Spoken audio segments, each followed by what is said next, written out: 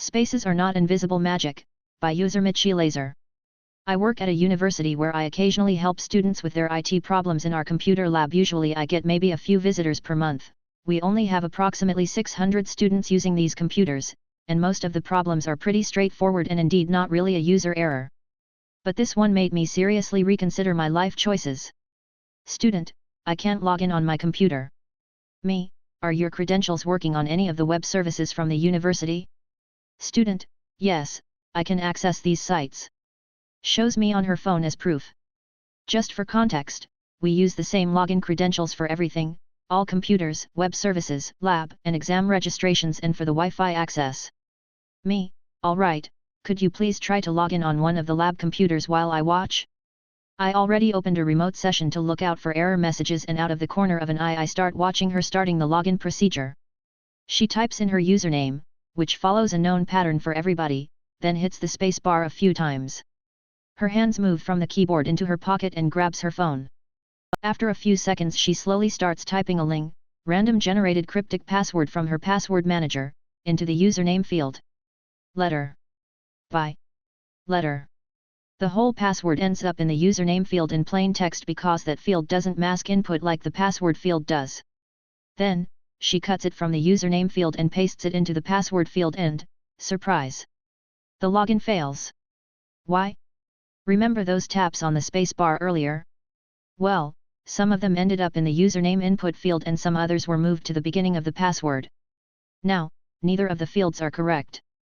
It took me a while to explain that witty spaces actually matter in login forms, and even more time to convince the person that a cryptic, unmemorable password from a phone for daily logins at a public lab computer may not be the best idea.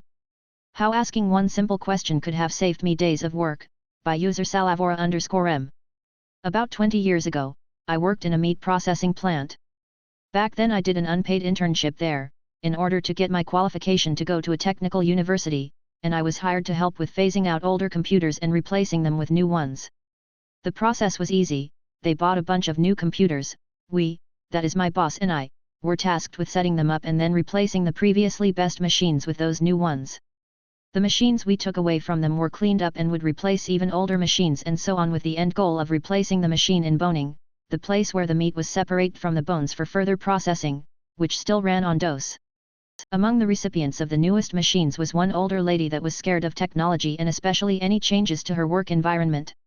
She was sweet and kind and utterly helpless when it came to anything IT. She was also close to retirement and also managed to use the software she needed for her daily work, so no one was angry when she needed help because she accidentally hit the wrong keys on her keyboard and now Excel looked funny. She managed to hide the taskbar. In order to make the transition from her current computer to the new one as easy as possible for her, I recreated her current environment as closely as possible. Don't ask me how, but I was able to log in as her. She might have given me her password, or maybe we had gotten an image of her machine or something. I really do not remember anymore. Her desktop was a mess. Every bit of space on the screen had the icon of a program on it. As this was 20 years ago and the screens were smaller back then, I think she had about 30 or so icons in total. So in order to fulfill my task I looked up every program on her desktop, downloaded and installed it. If they had newer icons I made sure to change those to the older icon she was used to. All in all, setting up her PC took me a few days with all the added work, instead of the 1-2 I needed for all the others. I installed the new machine at her desk after she was already gone. She only worked half days, and left a sticky note to call me, when she came in the next day. The next day came around and she called and I went to her desk. First hurdle, how to switch the box on, by pressing the one and only button on the front of the box. She was happy to see how quickly it booted up. And even more delighted to see all her familiar icons and even her dog, her desktop background. Then I asked her to test a few of the programs she needs on a daily basis. She opened Excel and 2 more custom programs that had been made for my company, logged into all 3 and clicked around a bit, once again happy that everything worked the way she is used to. I asked her to test some of the many other programs as well. I was afraid that the versions I had found were too new for her and I would have to hunt down older ones, and she told me, "Oh, I don't really use those, only to add a heartbeat later. Can they be removed?" Cue internal screaming. How our industrial Bluetooth device turned us into holiday tech support for everyone's grandma, by user Solid Rabbit 3000. Back around 2013 ISH, I worked for a very small company that designed niche industrial products stuff for factories, warehouses, and the like. As the company began to grow, we started generalizing our offerings and trying to expand our customer base. To help with that, the owner decided it was time to overhaul our website and hired a professional company to rebuild it. Up to that point, it had been designed and maintained by our embedded software engineers because hey, it's all just programming, right? As part of the update, the owner brought in a marketing consultant to improve our SEO, with the goal of making sure that when plant managers searched for very specific industrial terms, we'd be right at the top. Because of our size and the technical nature of our products, we didn't have a dedicated support desk. Instead, our 5-person engineering team, me included, handled customer support directly. The owner emphasized support as a top priority, and our website prominently boasted our world-class support. That might have been a mistake. Enter the holidays. We took a few days off for Christmas and New Year's, and when we came back, chaos. We were flooded with calls and emails demanding support, like angry people yelling that our Bluetooth products were garbage, or asking how to pair their headphones with their phones. Confusion. Turns out, we had exactly one product that used Bluetooth, a super specific device that connected certain pieces of industrial equipment on the factory floor. Not exactly consumer tech. Well, it seems the SEO work really did its job. If you Googled Bluetooth support or Bluetooth help in our region, we came up right at the top. So now we had a perfect holiday storm, tons of people opening their shiny new Bluetooth-enabled gifts, running into pairing problems, Googling Bluetooth support, and finding us. Explaining to callers that we didn't make their headphones or speakers didn't always help. A lot of them just didn't get it. But it's Bluetooth, your website says Bluetooth.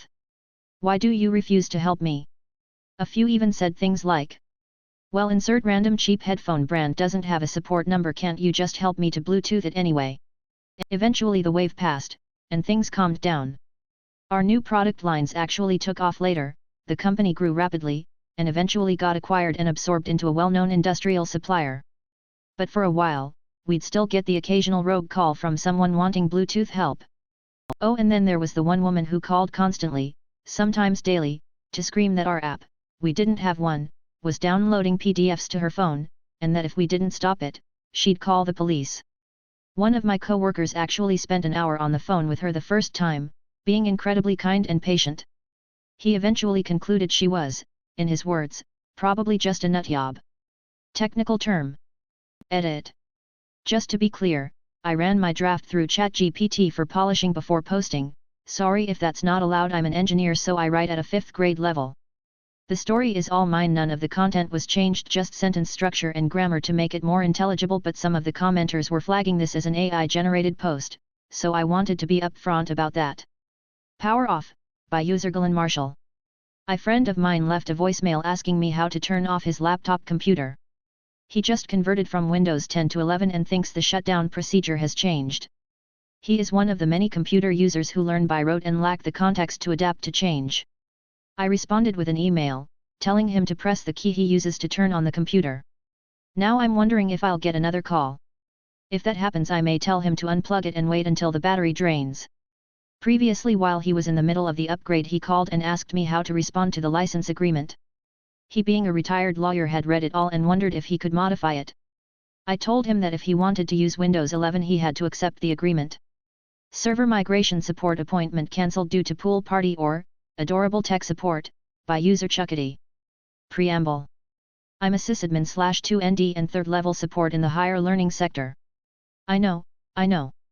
In particular, I oversee one of several remote offices, one admin per location, while the bulk of the IT department sits somewhere west in the main offices. The bulwarks of the East meet up there with the rest once a year for meetings, excellent food, and heavy drinking. These people have seen me down a large mug of beer, I didn't want it to go to waste, in a medieval-styled restaurant just as we finished paying, and promptly throw up while leaning against a stop sign outside. They have also witnessed my glorious entrance to the following year's actual meetings as I reenacted the Fight the Power bit from House MD, complete with cane and shades, to the amusement of our heads of IT in particular. We also play Helldivers together. My point is, we get along well and I can share a lot of things with these guys and gals, as long as I keep it to it internal. So when we started to finally migrate all Exchange profiles of previously acquired Company B into our Company A servers, there were some issues, and the memes were flowing aplenty. See, when the profile on the new server has the exact same name as the one on the old server, the existing logins on the thousands of student and teacher devices kept pointing towards the, now offline and serving purely as an archive, Company B server. Because this is a local issue, you can't solve it with fancy admin tools and have to make an appointment with every single user experiencing this problem. Naturally, we made PDFs with guides, sent out info emails, a lot of info emails, most of which seem to have gone unread, which isn't our fault. They went out way ahead of the server migration, and any student or teacher who regularly checked their university mail account would have read them. We got plenty of people sorted during the month-long migration window and it seemed fine, until, at the end of the month, the old server went offline as planned, and a disturbance was felt in the force, as though thousands of users suddenly cried out in terror as they couldn't log in anymore.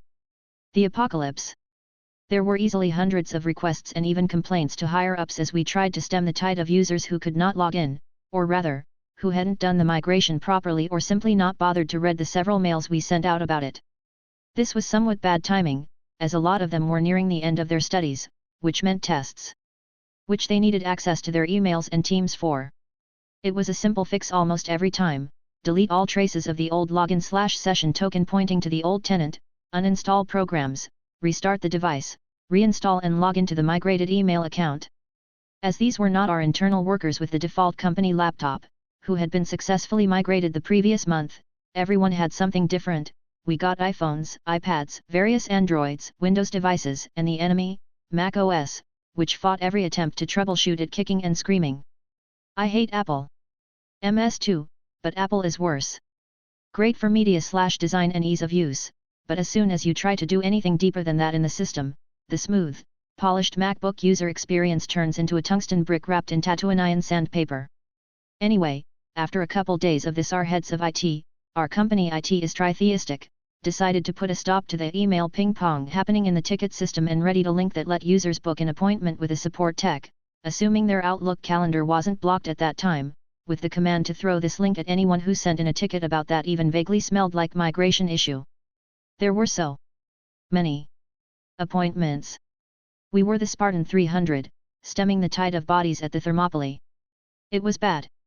Some users took only minutes, but some, especially older people and Mac users, went well over the 1 hour allotted.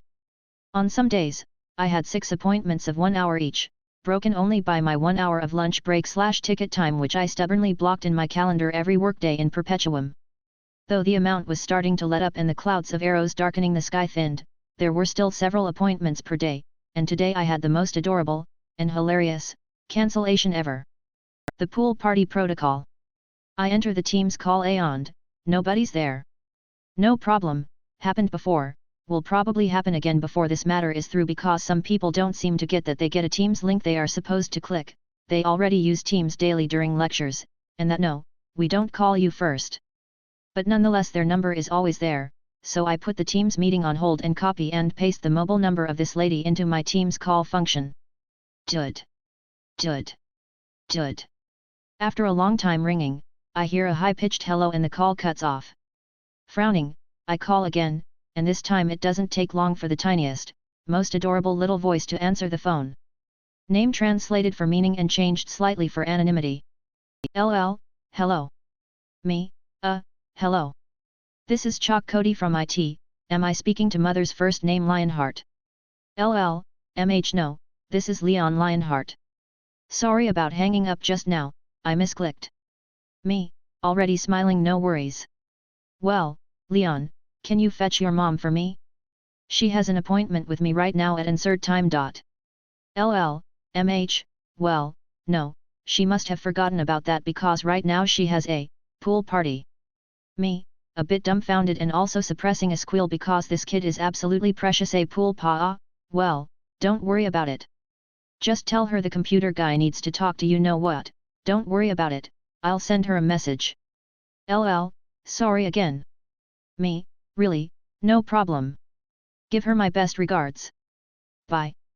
German, lieb Gruß doesn't quite mean/feel the same as kind regards, but not only was he very polite and an absolute little sunshine, his name, again, slightly changed, but pretty much like this, is fucking Leon Lionheart.